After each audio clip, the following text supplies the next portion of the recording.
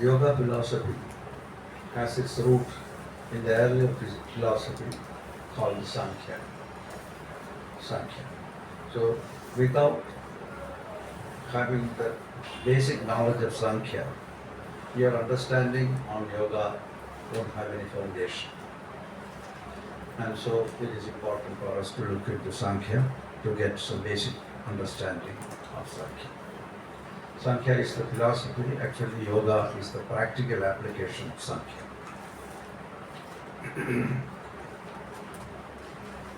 So Sāṅkhya means numbering. Number. Sāṅkhya means number. Sāṅkhya means numbering. The master who made Sāṅkhya philosophy is Kapila, Maharishi Kapila. The period for Sāṅkhya is not really exactly known, but it presumed that it dates back 2600 years minimum from now. Then after Sāṅkhya, Buddhist philosophy came. Then after Buddha, yoga came. When you look into the Shad-darshanas, of which Buddhism is not included, nowadays you can see in books. So Sāṅkhya is an earlier philosophy which means numbering.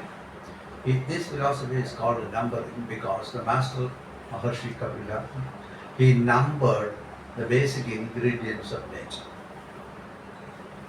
And we are part of the nature that we have all these elements in us. So we are trying to work with our body, with our mind, to really get a mastery over ourselves and finally drop everything and merge in the consciousness. That's the idea of yoga. So when you look into Sāṅkhya, you can see Sāṅkhya master Kapila Maharshi has enumerated all the aspects, the basic, not the aspects, all the basic principles that involve in the process of creation. That's why this philosophy is called philosophy of numbering. So the Maharshi who made the Sāṅkhya philosophy is Kapila. If you remember, you will get 1 point in your examination. It's a very important name in your studies. So remember the name of Maharishi Kapila, and he is the proponent of Sāṅkhya philosophy.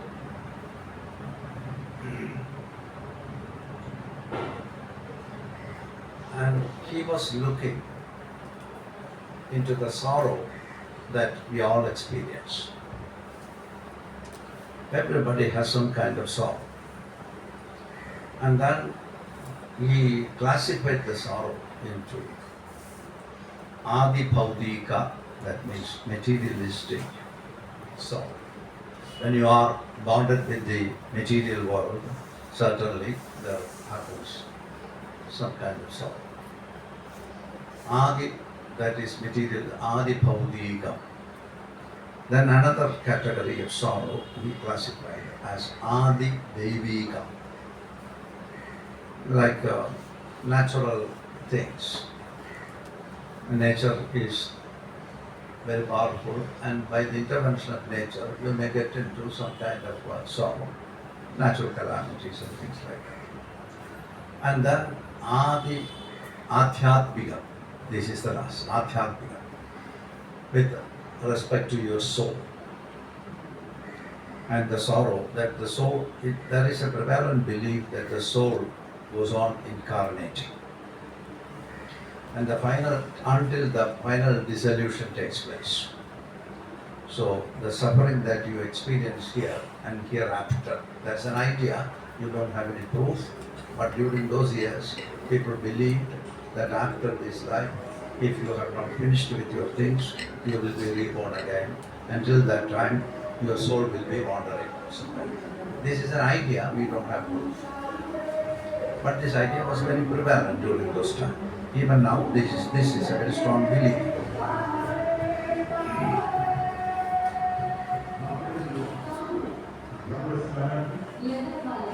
What else? So, these are the three different sorrows. This is called Trivitha Dukkha. Dukkha in three different ways happening in every being's, in the life of every being.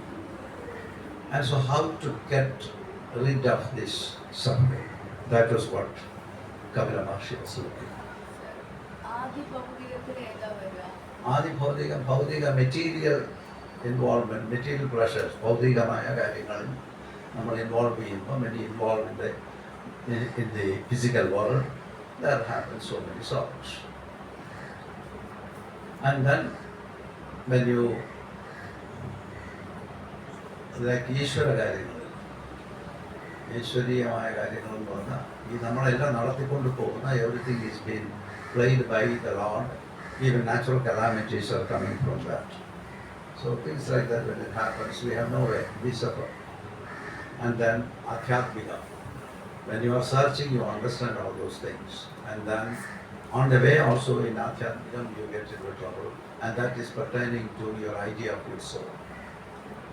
And the suffering, in that level of understanding about the suffering, your suffering is extending from this life to another life. You get out, there is another life. That's an idea. Scientifically speaking, it is an idea. But we don't know, we don't have proof. But in Indian school of thinking, this is a prevalent belief that after your life, if you have not finished your tamas, you will continue in another life. And then when you get into, these are the Trivitha Dukkhas. And how to get out of this dukkha, this sorrow. While he was looking and tracing back, he has seen this dukkha, this sorrow, could be traced to the beginning of creation. Because it was always there. In the manifestation, even at the time of manifesting things, there is some restlessness. There is some dukkha. That is what Kapila Maharshi has seen. So eradicate that root suffering. He really traced back to the origin of the universe. And that is why, that is how his philosophy came into being. He traced from where the universe was created and how the universe was created. And then he has seen that in the beginning itself, there is sorrow. So if you wanted to eradicate the sorrow, you need to know what is in your origin. Not only in your origin, the origin of the universe. Then you get a clear understanding. Then you can deal with it. That's why he proposed his philosophy, Sāṅkhya, in number. So he said, there were two basic principles existing in the nature. Here. One is Purusha. Purusha.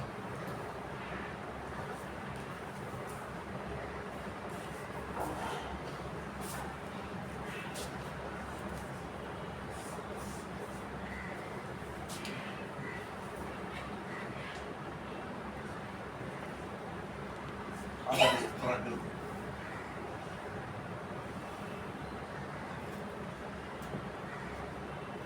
These are the two basic principles. One is Purusha and the other is Prakriti. Purusha means consciousness, supreme consciousness. Prakriti means nature. Purusha and Prakriti are the two basic components of existence. Purusha is the consciousness which is considered as the witness.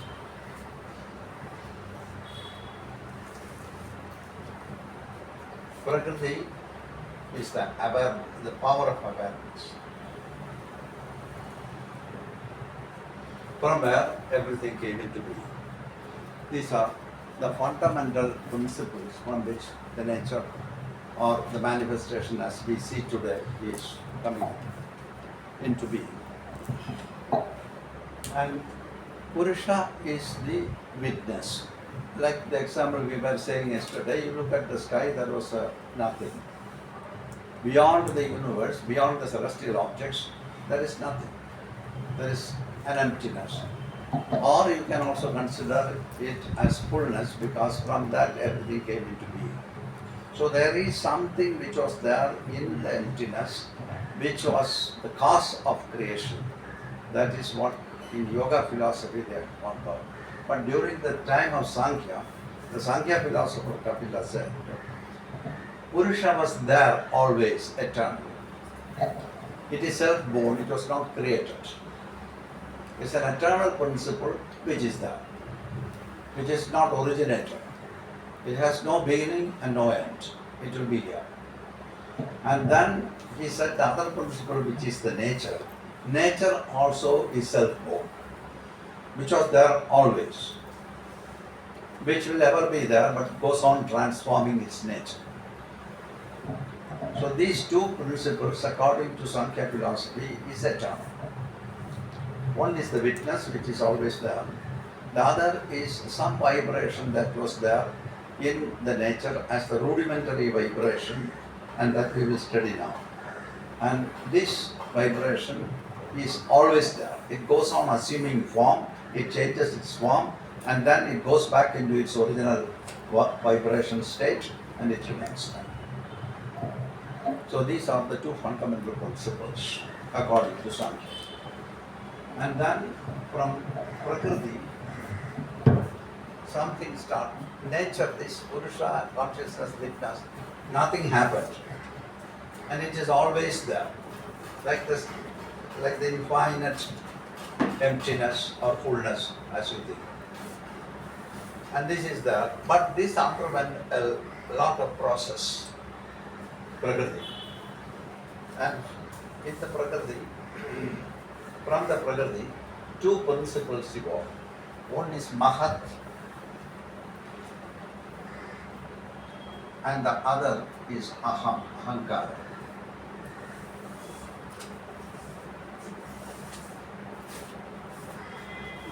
So this is Mahat Tattvam principle. This is Aham Tattva. Two principles from Prakriti. From Purusha, nothing has happened. It remained as it is because it cannot involve in anything. It is the background, the witness. That witness, everything came from the witness, so it is understood by later philosophers like Yoga, considered it as the eternal witness. Sāṅkhya says that it is the witness which never involved in any process, but it remains as the background. Prakriti is the nature, and from the nature two principles evolve.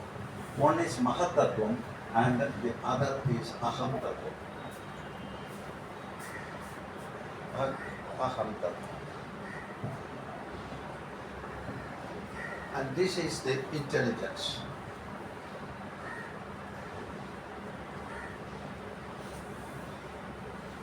Or buddhi.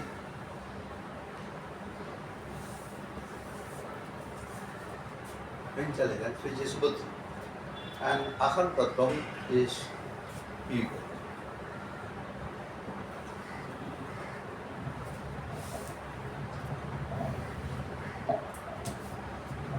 Whereas Purusha remained as it is without undergoing any process.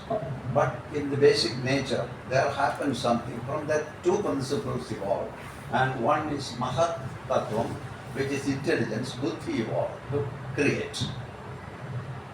And then another thing that evolved from the nature is Aham Tattvam, the feeling of I evolved. This is the basic components. Then there are a little.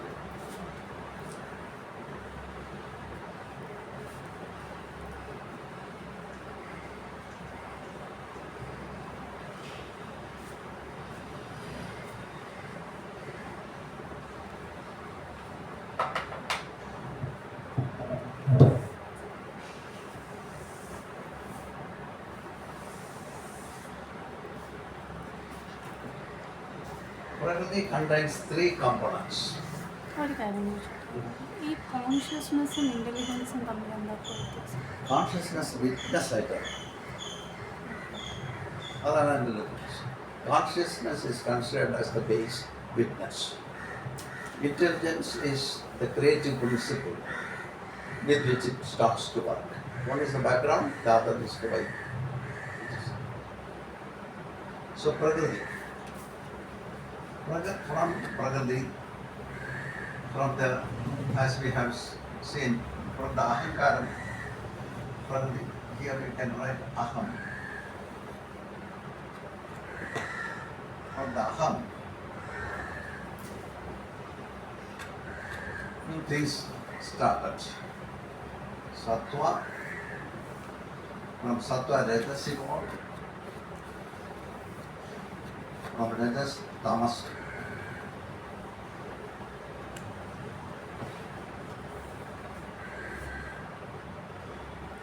So Sāṅkhya master says that from the Prakriti, three principles evolve. One is sattva, and the second is rajas, and the third is tamas.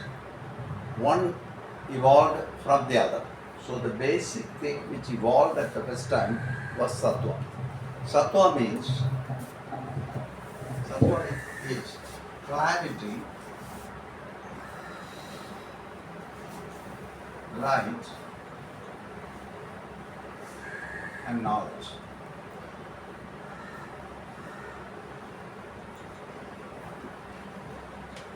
Sattva is clarity, light, and knowledge. So clarity, light, and knowledge evolved from the Prakriti, from the nature. Knowledge, if there is no knowledge, nothing could be evolved. And so he was locating it because things were as it is today. It was not today. It was not as we see today. There was nothing. But from very small vibe, everything has happened. So there must be knowledge before the creation. How to create? That knowledge must be there. Otherwise, creation would be very possible. So maybe the reason why sattva he considered as the basic thing, which is knowledge and clarity. It was clear what to happen. And clarity, light, and knowledge evolved at the beginning, and that is called the sattva principle. From sattva, something else happened, and that is rajas. Rajas is passion to move and movement.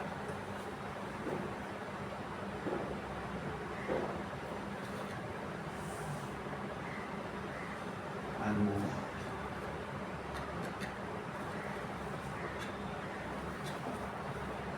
From the knowledge, it starts to move. For moving, there should be an inspiration to move, which is the passion to move, and then the result was movement. So the first movement evolved there from the Prakriti as sattva quality, from sattva rajas, and the movement.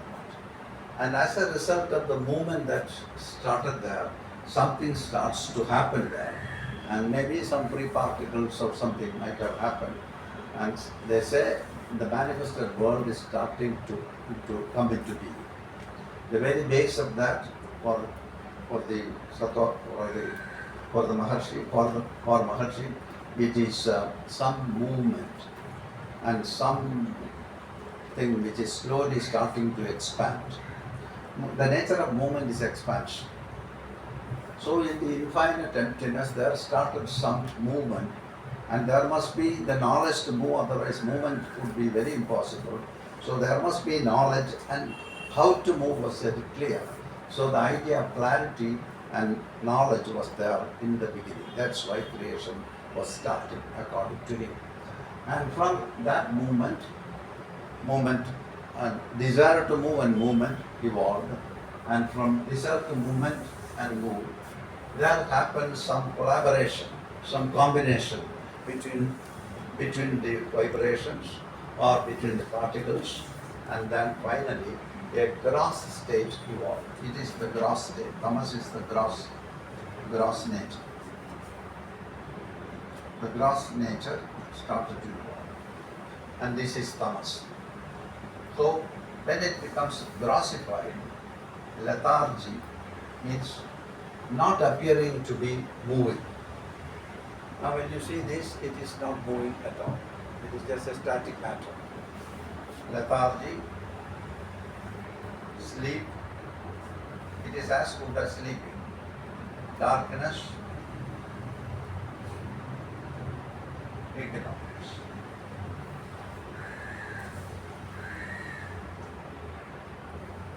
Lethargy, sleep, darkness and ignorance are the tamas quality. And when you look at it, in all objects this we can see. Maybe by seeing the nature, he was speculating that everything, this matter is just like, you keep it there, it is just it is immobile, it is static, but there is a material. But nowadays, scientifically, you get into this, you will see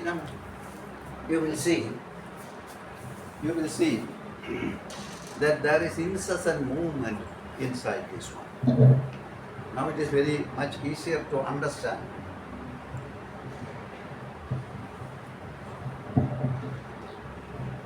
Because we have the support of science. It is fully charged with atoms.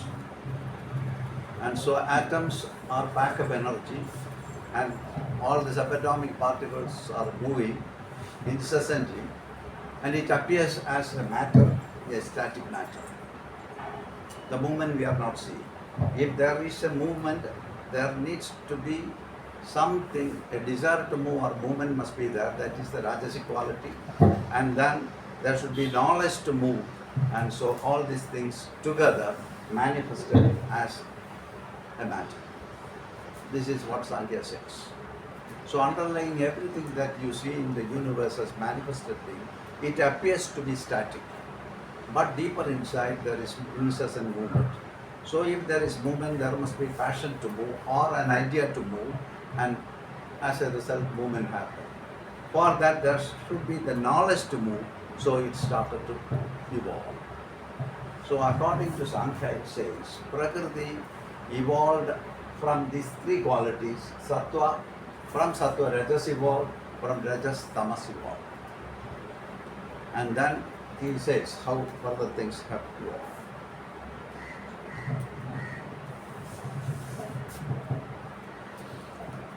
From tamas, elements evolved. First evolved element was ether. From ether, air to. From air, fire to. From fire, water to. From water, earth.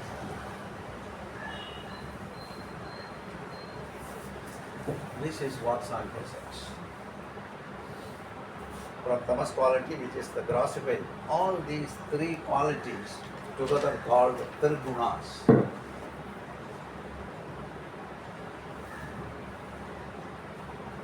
The three qualities together called gunas, three qualities.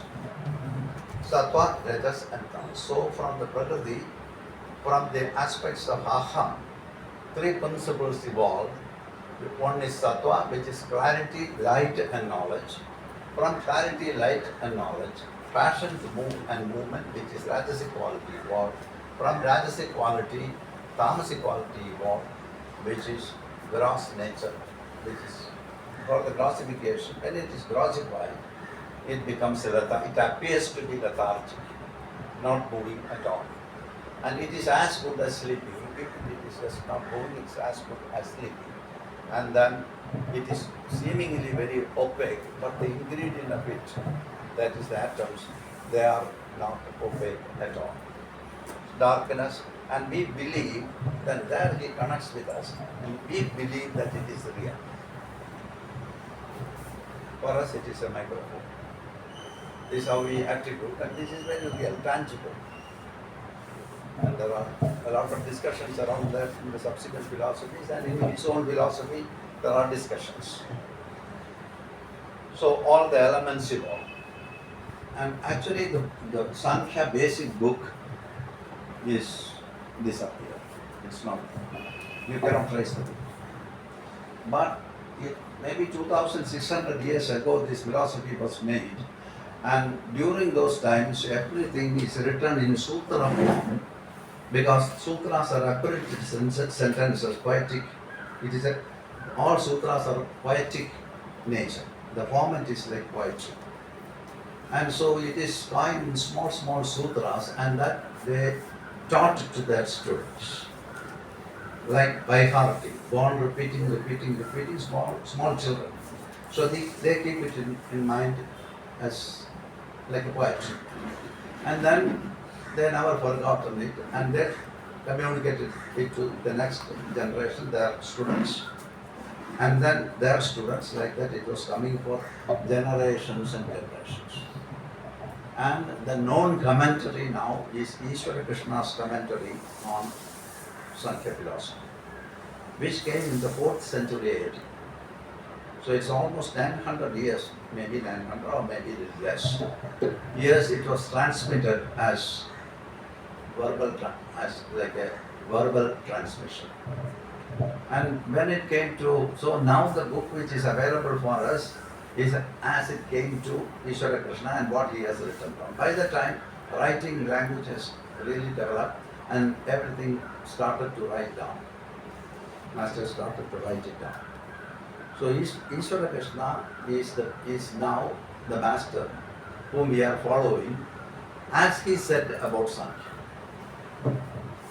So he interpreted the Sāṅkhya philosophy in poetic form, and that is what we know. So whether there may be some alterations or something which we have no idea, but we are following Ishvara Krishna's Sāṅkhya Karika. The book is Sāṅkhya Karika of Ishvara Krishna. Interpretation from right.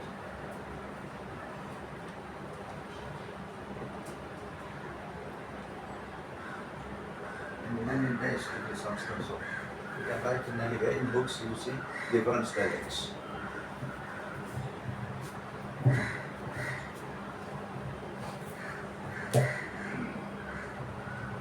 Is it clear? So this Kapila Maharshi, he transmitted it. No, the book is not there.